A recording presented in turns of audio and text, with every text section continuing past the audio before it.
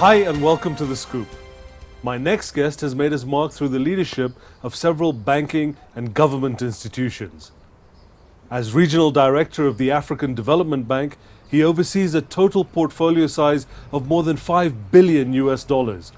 Gabriel Negatu, welcome to The Scoop. Gabriel, it's really good to see you. Thank you for coming by. How long was it before you actually came back to Ethiopia? When was your first visit after leaving? About 22 years later. And that must have been a shock to your system, or? Shock of my life. Everything from seeing my father. You hadn't seen your dad in 22 years? 22 years. I left him. He was a young, strong man, and I come back and I find a man walking with a cane and all grey and this and that, and just shocks in so many dimensions. And you left as a refugee. Can you tell me a little bit about that time? How old were you in '76? I was barely finished with high school. In fact, I was just finishing high school. Most kids my generation fled Ethiopia by all means possible. Those were your formative years. What did you feel you missed out on? I lost about 4 years or so just in this transition. From Italy, I went to Canada and then went to the US.